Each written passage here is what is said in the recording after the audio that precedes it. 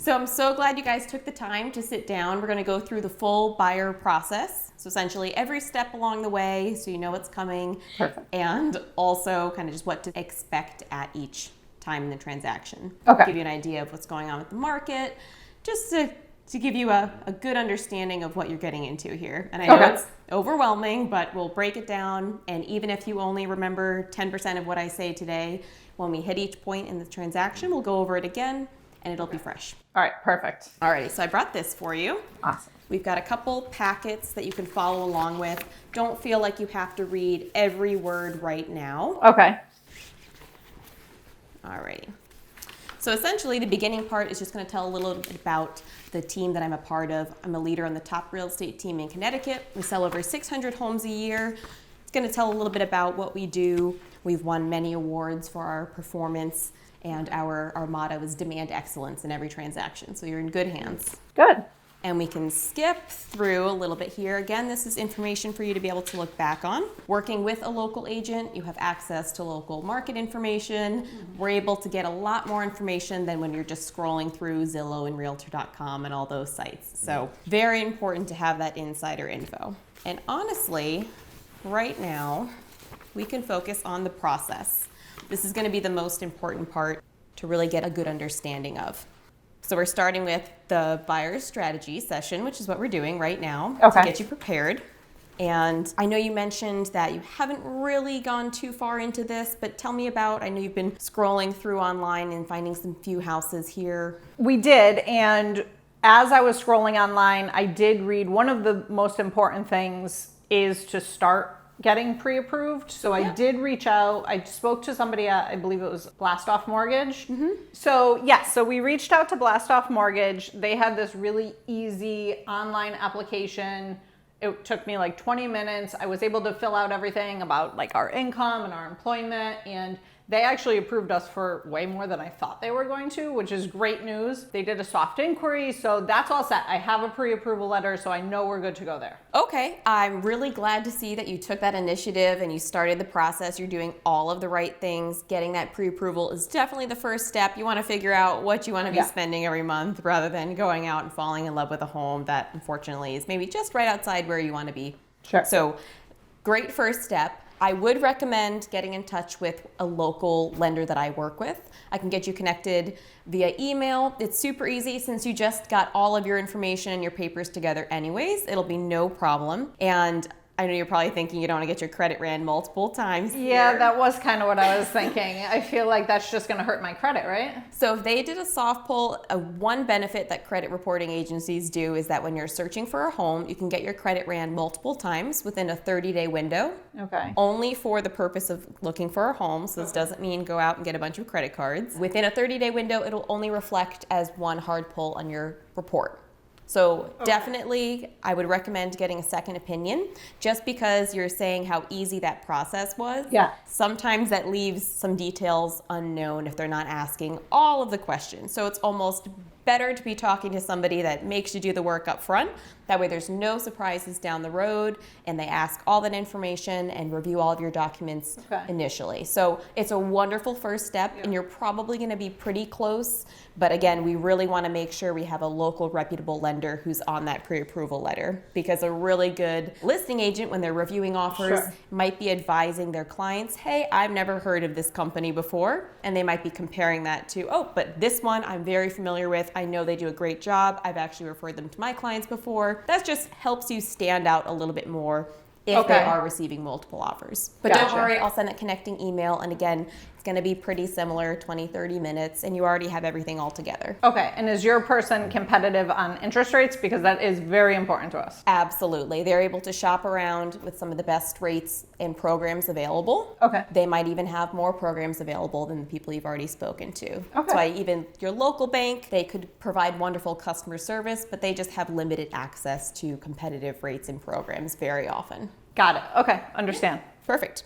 But once you have that official pre-approval, that's fantastic. You're going to need that letter in order to offer. Okay. So we'll get that. And as soon as we have that pre-approval letter in hand, we'll be able to get out there and see homes, which is the fun part of this, right? I'm so excited.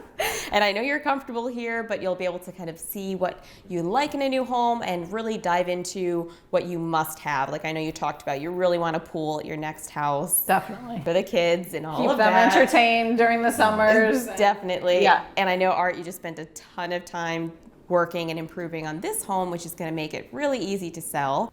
Right. Because you've done a lot of wonderful things. But I know you're not really excited about going into a house with a ton of projects to tackle off the bat, coming off these recent renovations. We did do a lot of work around the home, and we've made it a home. And I am a little hesitant to leave right now. This is where we planned on raising our family and staying throughout high school and such for the kids. And that being said, Danielle's very important, of course, and we want to make sure that she's happy as well. So, we could still discuss, the possibilities of moving forward. Yeah, it can't hurt. And honestly, the projects you've done, you've probably added a really wonderful amount of equity in your home. You were doing the right things. You've updated the bathroom, the kitchen, refinished the floors. Like all of those things are details that will add value. So I think let's gather more information. You might find that the number that we give for your home, which is a separate conversation, might be a little bit higher than what you were expecting. But all that will come into play when you're talking to the lender I'm going to get you connected with.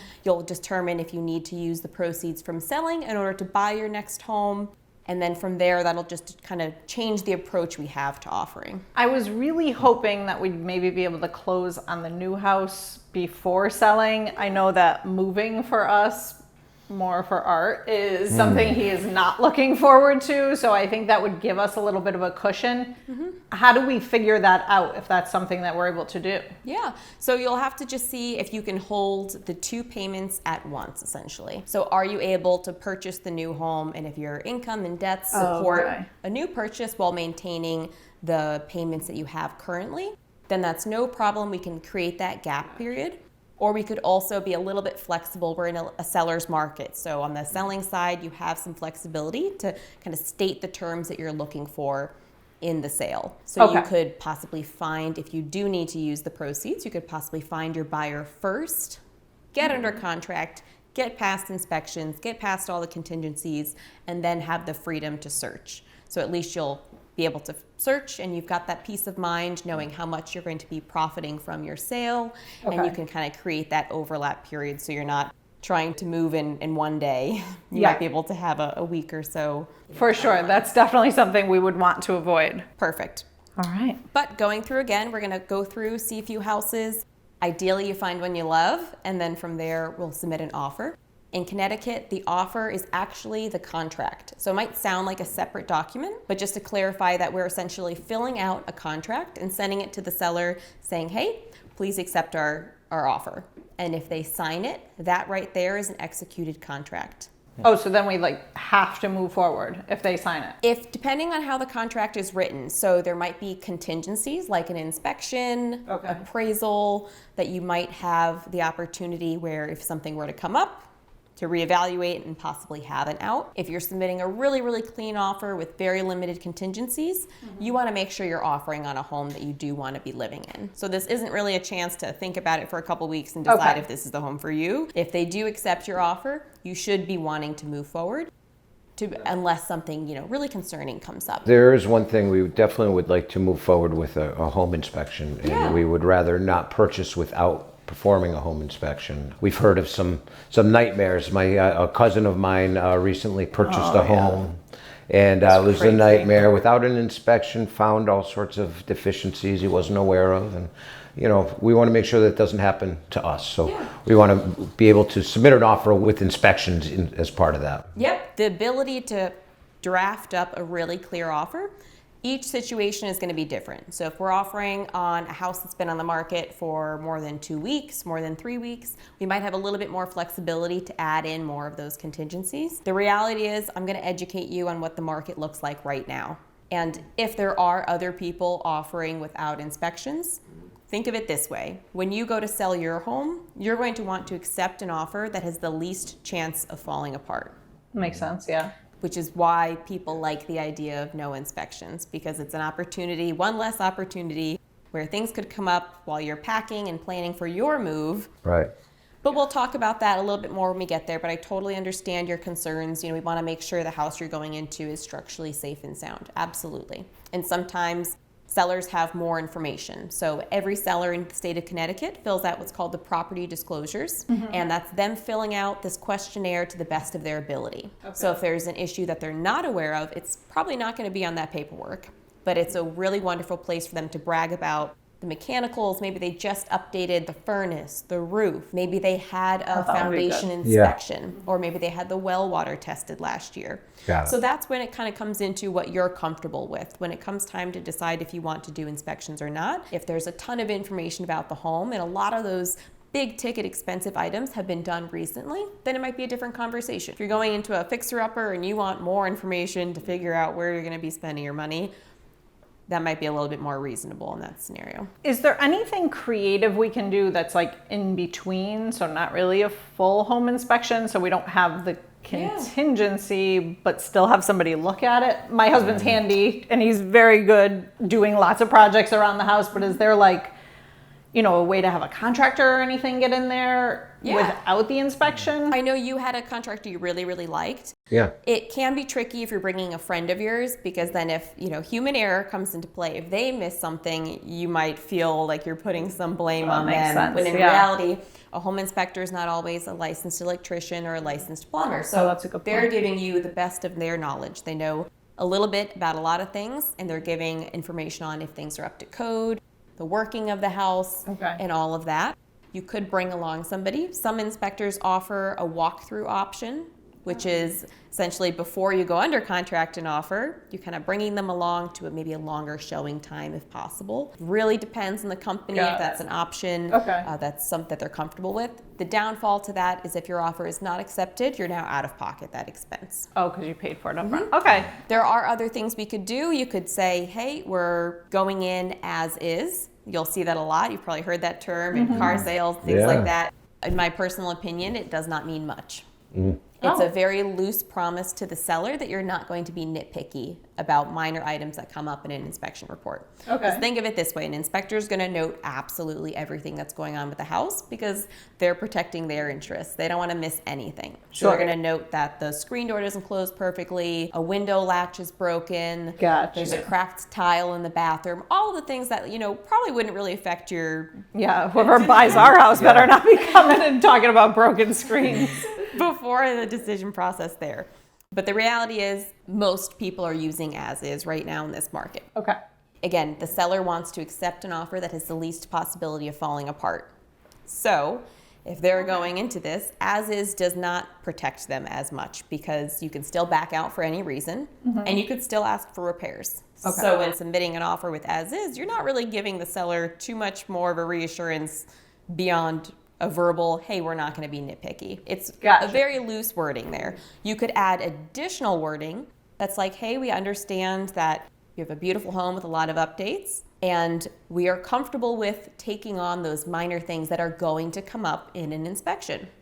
So you could set a threshold. You're going to be looking in the $600,000, $700,000 price point. You're probably going to be looking at a decently updated home. You're not going to be dealing with something that's completely in shambles there.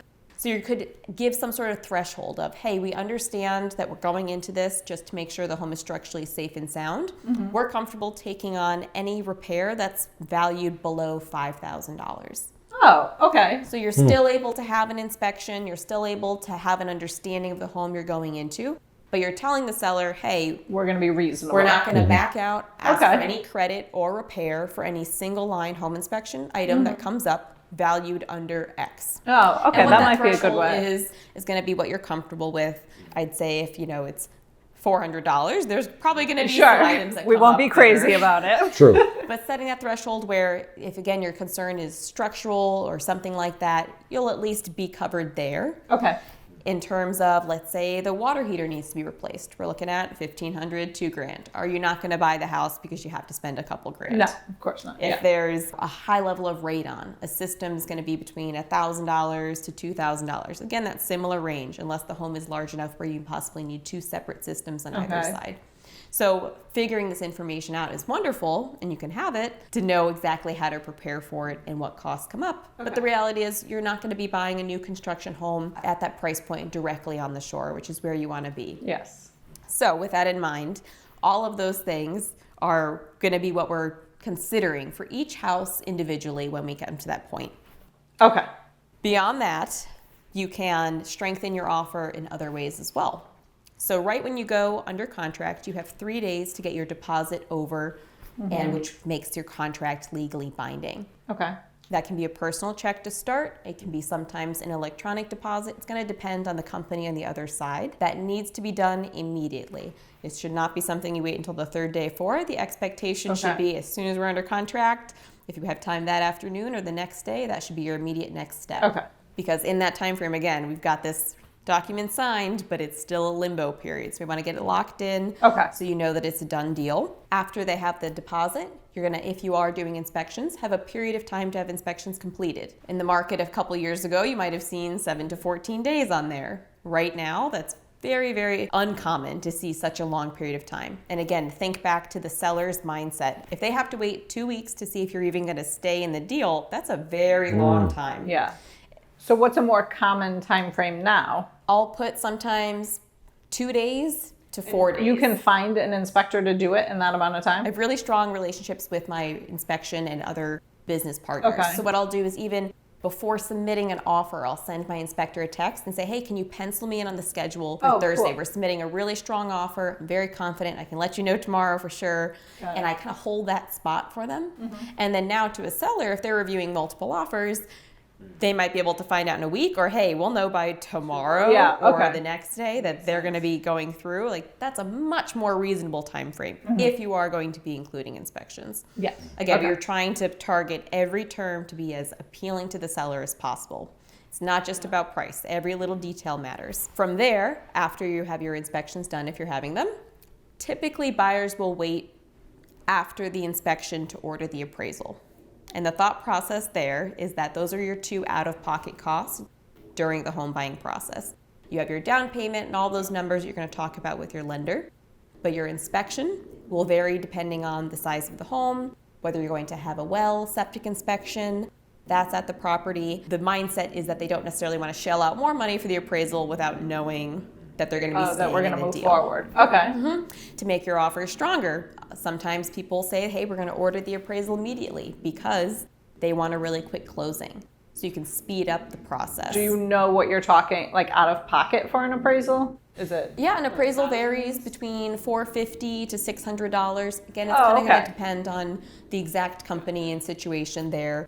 You can rush it, which kind of takes a few days off your waiting period for another $150 or so. Okay. But essentially your home inspection will vary depending on the size of the house. You're looking at around a 3,000 square foot house. You'll probably fall in the $600 to $800 range just for a basic home inspection. And then from there, if you wanted a radon inspection, you're looking at $150, $200. Okay. If you wanted to do a wood destroying insect inspection, It adds up, huh? Okay. All right. that's roughly a couple $100 as well. A well inspection, you could have a well company come out to test the pressure and recovery, or you could have your inspector just grab a sample to test the potability of the water and have that sent out to a lab so you have that information handy. Okay. And that's like if it's safe to drink. Exactly. Okay. Okay. Yep. So there are a lot of different things to choose from. The most common inspections that I see my clients in the past have selected would be your general home inspection, radon, and then from there, wood destroying insect. You could also test for asbestos and mold. You typically would only add those on there if you're looking at a home where there's some sort of issue that you have a question about. If there's a giant hole in the ceiling and there's mold, Okay. the thought process is probably going to be where's the water coming from, not what flavor mold is stuck to the ceiling, right? Got it. So going into that, again, you're likely going to be wondering where the water intrusion is rather than testing the actual outcome of that. Okay. But I don't think we're going to come into that with the houses I that hope you're not. looking at. Okay. Art's like, no, Let's way hope too many not. projects. Yeah. Holes in the ceiling. I'm not Holes sure in the about ceiling. that. But just to give you an idea roughly. Okay. So we'll pick what type of inspections. You have a time frame to have those done. And now the appraisal comes up. The appraisal and inspection are the 2 most important terms that you can make appealing to a seller, Okay. because those are the opportunities where a deal could fall apart. So the appraisal. An appraisal is a third party sent out from your lender to offer an unbiased opinion of value for the property you're buying. And the goal of it is for the bank to protect its investment, to make sure that this is a good choice for them. They don't necessarily want to lend you $600,000 if a home is only worth $400,000. So this is kind of a check-in point for them to make sure they're making a sound investment. The appraiser is not hired by me. It's not hired directly by your lender. Again, so it's a third party who's going to be unbiased. So we don't really have much say in who comes out or what they say. That's the unknown period. But we can prepare for at least what we can expect in that process. So what if, I mean, I know the example you used was we're buying it for 600 and it's worth 400, but what if it's close? What if we're buying it for 600 and it appraises for, 580? Yeah. So I've actually been trained by a licensed appraiser in the process of valuing homes. So before you even offer, what I'm going to do is go through that similar process to give you an idea of what the home is actually worth that you're offering on. Otherwise, we're just guessing and picking a number to offer on, right? I don't want to do that. So we'll have a rough idea of where an appraiser's valuation is going to come in at. And the reason behind that is because the process that's used is there are some set numbers that are just input. So a bathroom at that price point, a full bathroom, you'd add $25,000 of value. For a finished basement, for square footage, there are set numbers. So an appraiser is going to be in there inputting those. Okay. But a part of that valuation is based off of their opinion, which is why we hear people say, Subjective. it's up in the air. What are we waiting? Exactly. Sure. So you could adjust for up to 10% for condition, but where in that range an appraiser falls is going to be based on their opinion and understanding of that local market. Okay. So their goal is to find as similar as possible recent sales, ideally within the last 3 months, that are a similar style, size, and number of bedrooms and bathrooms. So you wouldn't compare a raised ranch to a colonial. It's just a different market, different audience. So they're trying to find houses that look like the one you're buying. And then they'll make some adjustments to make them as similar as possible. So the goal is, if this house had sold 2 months ago when that one sold, taking into consideration those differences, this is what the market value is. Okay. We'll have an idea going into the appraisal process of roughly where it's going to fall. And again, we could have 4 appraisers come out and value the same property, and they could come up with slightly different numbers. So that's why we can't really say for sure, hey, this is what the valuation is going to come in at. And because that's an unknown for everybody, we want to tell the seller up front that we understand this isn't rocket science. How can we make sure that they're really comfortable? And so you mentioned, what if it doesn't match up to your contract price? Can we just buy it anyway if we're okay paying 600? If you have the extra funds, absolutely. So let's use that number as an example. Let's say your offer is $600,000. Okay. And we can see there's a lot of recent sales that are in the 575 range, 580, but there's not quite one that's got as detail of an area around the pool and some over improvements and a nice bar area. Sure. It's going to be up to an appraiser's opinion on how much they're going to add for those over improvements or those details. So from there, let's say the appraisal comes back at 580. That's just all they could find support for. What we could do is ahead of time tell the seller, hey, we understand we're offering you a very strong number, and we understand that there might not be a ton of recent sales that support the number we're offering. Yeah. We're willing to bring forward a certain amount of cash, which is going to be in addition to your down payment, extra savings, if needed, extra savings, if needed to cover that difference.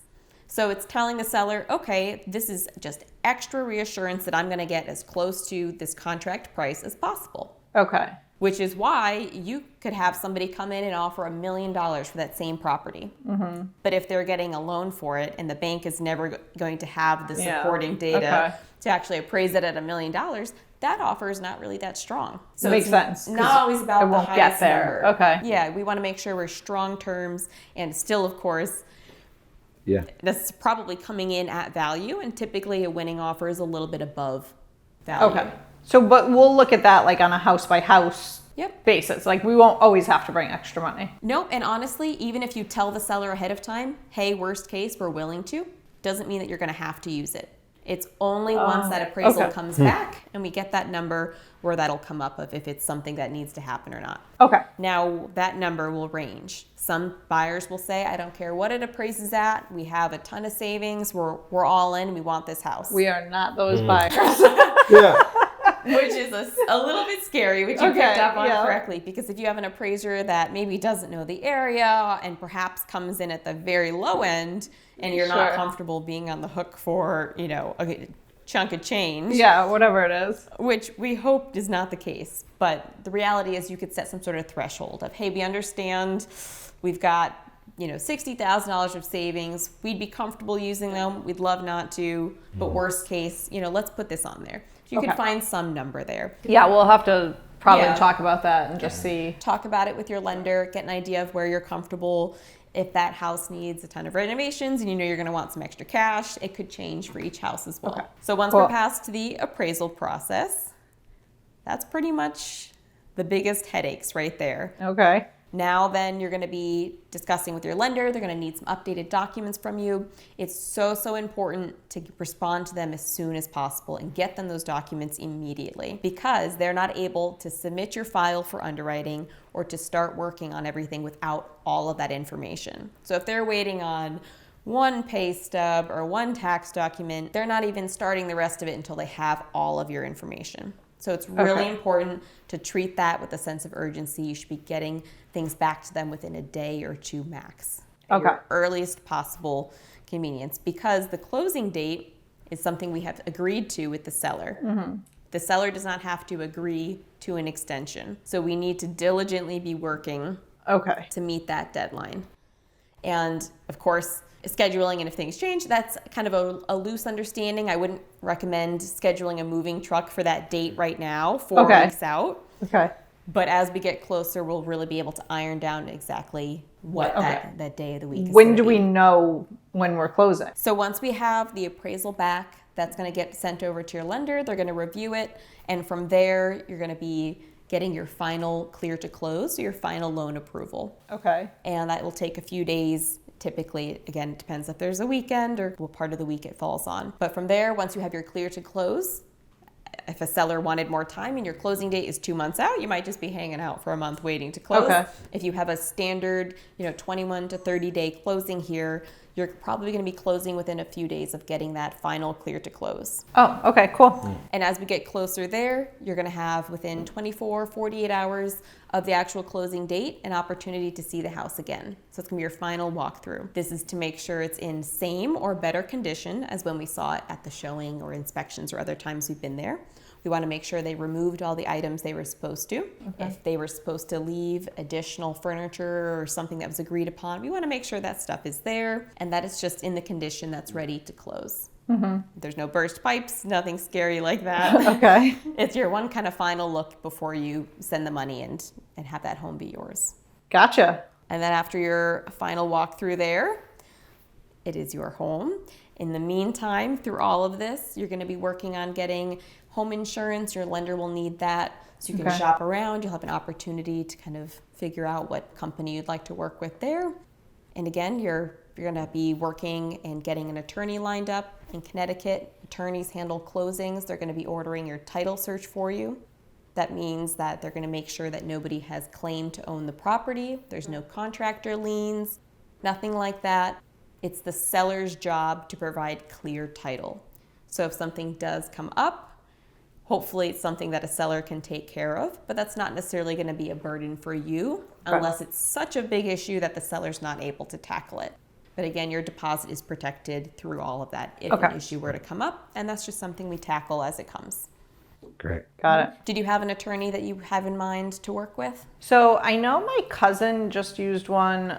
She was in a car accident and hired an attorney. So I'm so sorry to hear.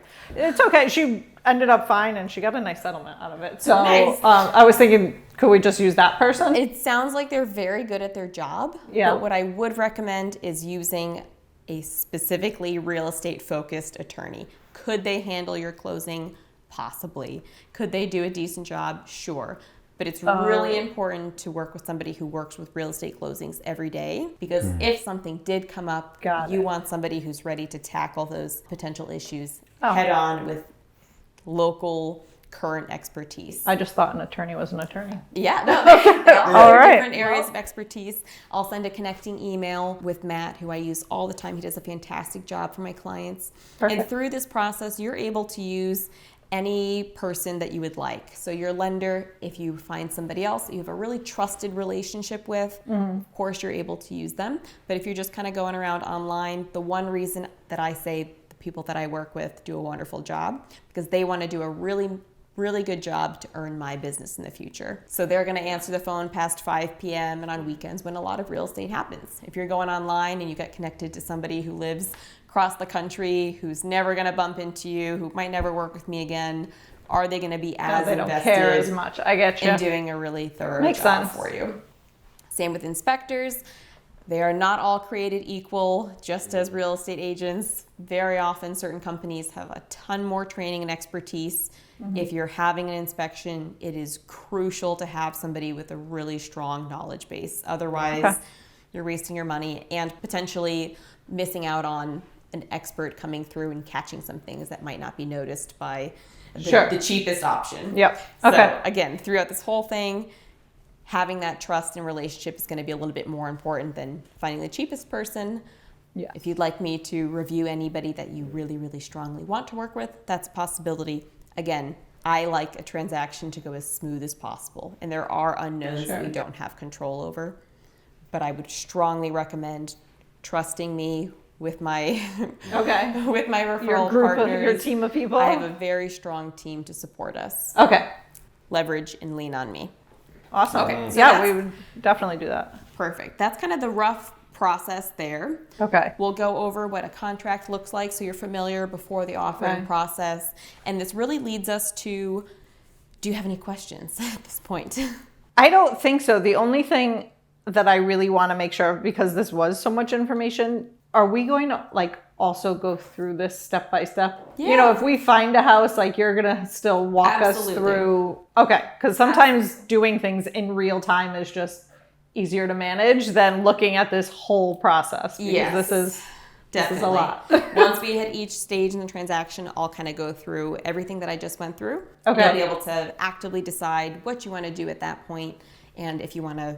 Okay. Break it up into small pieces. Absolutely. Okay. This cool. is a lot of information. You're probably glazing over a little bit and only going to retain some of it. That's no Okay. problem. It's to give you an Perfect. idea so that when it comes up again, you're like, hey, that sounds familiar, rather than learning it for the first time. Understood. Perfect. So now the next step Yeah. is to really define our working relationship. This allows me to help get out there, show you homes, and advocate for your best interests. So this first section is just going to define the period of time we're working together. I know you wanted to buy within 6 months, so I'll put 6 months on here. And then if we need a little bit more time, we can always circle back. What this defines is real property located in Connecticut. That just explains that it's for any home that you'd be purchasing. Now, what if we find a home and we decide to purchase from the listing agent? Are we still able to do that if we sign this paper with you? I'm really glad you mentioned that. There's a misconception about working with the listing agent gets you a better deal or better representation. Think of it this way. That listing agent has already signed paperwork to agree to best represent the seller. So even if they have a friendly conversation with you, realistically, they're going to get you to bring in the best price and the best terms for their seller. They're not advocating for your best interest. And let's say something comes up with inspections or the appraisal along the way, they would become a neutral party if they did represent you. But again, their best interest is going to be keeping this deal together and advocating for their seller deep down. They become more of a transactional kind of coordinator at that point. Once you lose the opportunity to have somebody advocating for your best interests. Got it. Okay. Makes sense. At the end of the day, the seller has already decided on whether they're going to be contributing towards the buyer agent commission or what they're paying for their listing agent commission. So that paperwork has already been signed and determined before their house is listed. So if they have agreed to offer some compensation to cover a buyer commission, Yeah. that doesn't change if they're representing you. All you're doing by reaching out to the listing agent is putting more money in the listing agent's pocket. So what if the seller hasn't agreed to pay buyer representation? Then you're just losing the opportunity to have somebody help you through one of the biggest financial decisions and moves of your life. Okay. So in this document, if you find us a house, do we pay you or is the seller paying you? Yeah, so that's a great question. This whole first part is going to just state that I have your fiduciary responsibility in mind. So if you tell me something, it stays confidential between us. And then from there, this lower section here determines commission. So my fee is 3% to work with a buyer. And what that means is that's my fee to help you through the transaction. And we might come across a scenario where a seller does offer to contribute towards that as part of their marketing plan. And sometimes they don't. And realistically, at the end of the day, the fee is 3%. It might be, that's going to be dependent on each house on if there's something that will be offered by the seller. Is 3% standard? My friend just closed and I think they only paid 2.5%. Yeah, so commission is negotiable. 3% is what my clients pay for my level of service and my network and team of support. So we have a full admin staff that works behind the scenes to make sure we're within deadlines, helps with all of the paperwork to make sure you have a really quality experience. And very similar to if you were to go to a specialist or, a cheaper doctor, you're not going to get the same quality of service and experience as you would at the walk-in clinic than if you were to go to a specialist. Okay, I see what you're saying. And so on every house, this can really vary. Like we have no idea if we're going to be responsible for the 3% or if the sellers are going to be paying the 3%. Yeah, it'll vary. I would say plan to have that as a fee, just a part of your home buying process. And then it's just a bonus if it is included or offered by the seller. Okay, so we definitely need to factor that in because I don't think we were thinking that was going to be a cost to us when we were So buying. would we write you a check for that when closing? There's How does different that- ways we could include that. It's going to be at the closing table, so it's not an out-of-pocket cost in the meantime. I don't get paid unless I help you find a home. Some agents offer a flat fee for showings and things like that.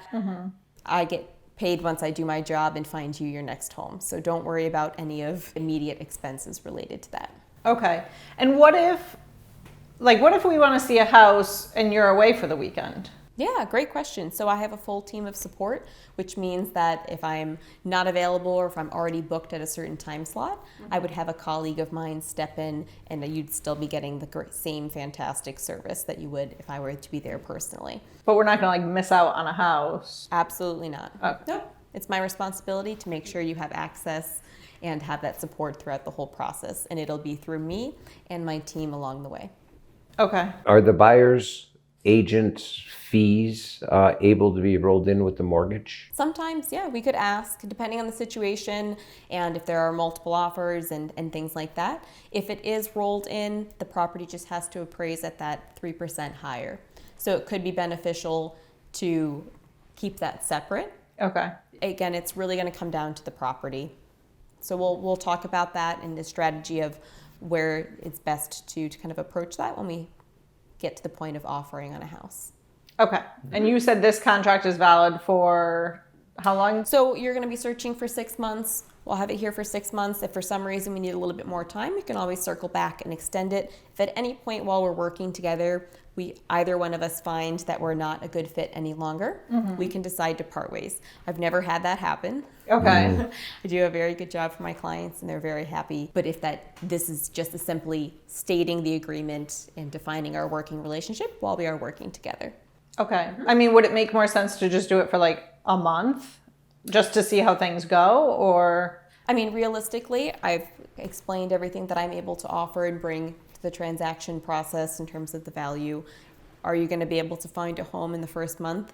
I'd love for that to be an option. But the reality is typically your searching process will take a little bit longer than that. Okay. All right. That makes sense. Perfect. And at the bottom here, I'll send you a copy of this and we'll be able to have this as well. We have a $250 admin fee that's due at closing. Very small considering you have a full team of support along the way. This last page here, we're not going to discriminate against any protected class and you're okay signing things electronically. You We use Dotloop. It's an online signing platform. I'm sure you're familiar with your work. Yeah. It's very, very simple and user-friendly. The only documents that would need a physical signature are going to be your closing documents. So your offer, any addendums we need to do along the way, that can all be done virtually. And if you happen to be out of town, I know you're going to plan a few trips coming up Hopefully, in the next yeah. couple of months. So if you do happen to be away, your attorney can actually overnight those documents to you and have them overnighted back. So it's still not impossible to close if you're not physically present. Got it. But we can't e-sign. We would have to actually physically sign it. But everything else is very, very simple. What we'll do is I'll send it over. You'll have a chance to review. If you have any questions, we can circle back, before you're signing. Cool. All right. Sounds good. Yeah. Perfect. So in order for us to get out next weekend and start seeing some homes, I know you really wanted to see that one right on the shore there. So we can schedule that appointment. We'll just get this signed. I'll get you in touch with your lender to kind of get that second pre-approval just to make sure you're absolutely certain what price range you want to be in and there aren't going to be any unknowns that come up. So as I said, this first part here just states that you do not currently have a representation agreement signed with another agent. No. In Connecticut, you can only have one agreement, which makes sense because you've got one person actively working to help you in the transaction. Got it. So it. just an initial on that top part there. Okay. And then here, again, that's that time frame we discussed, the fee being 3%, and another initial right here, just stating that you understand this section of the commission there. Okay. And that was the 3%. Yep, right, absolutely. And that's blank. I do not have a flat fee for showing, so disregard that section there. And another initial at the bottom. And if you could put the date next to it as well. Perfect. And this last page, again, we mentioned was the not going to discrimination. Okay, yep. And then you're okay signing things electronically and a full signature there. And if you could go ahead and put the date next to that as well. And on the bottom of the page, we're just going to put the best mailing address for you right now, just in case the deposit has to get sent back or anything like that. Okay, perfect. Perfect. And Art, if you could do the same, just go right along right next. And so what I'll do is when I get back into my office later today, I'll see if there's any other properties that we could see after the one that I know you're really excited about. You must be good at what you do if he's signing over here. That's right. Perfect. I'm excited. Right. This is going to be awesome. I'm really excited. Hope. I have such confidence that we're going to get you into your next home. Hopefully well within 6 months. So this was a lot of information today. Really, the next step is going to be determining what your current home is worth. Okay. To make sure you're making the best informed decision on what kind of money you want to be spending for your next home. Yeah, and timeline. We're very concerned about timeline. Absolutely. We'll line it up. I work with buyers and sellers at the same time all of the time. It is perhaps a few more steps involved, but don't worry, it'll be a very smooth process. Cool. And I know you have to get out of here today to take Penny to her puppy class. I know. So I'll let you go, but let's follow up with a time. I know you said Tuesdays are likely your better days for the evenings. Definitely, yeah. Perfect. Do you want to do next Tuesday at 5:30? That should work. Yeah, for sure. If you don't mind sending Sounds me a great. text. Yeah, perfect. I'll send you a calendar invite. We'll plan to just reconnect here. I'll have some information on the market, what's going on in terms of the selling side, which we're in a little bit more of a seller's market, so that'll be a little bit more fun than preparing for And can we show you process. some of our interested properties that we may be interested in on the MLS listings and such? Yeah, absolutely. If you've come across a few already that caught your eye, you can shoot it in a text if that's easiest, or via email, and I can send you those disclosures again that we mentioned that are attached there. And there's also a section on the MLS for agent remarks, which is just kind of a place to add notes if there's any details or something funky about that particular property. So I'll be able to give you that extra information. You might find that you're extra excited because you see a lot of updates in one, but we'll plan for this weekend, Saturday, to get out there and get started. Yeah. And I'm really excited. Awesome. Thank you. Thank you so much, Elise. I appreciate Appreciate coming it. out. Thank you for your help. It was great meeting you. You need a penny.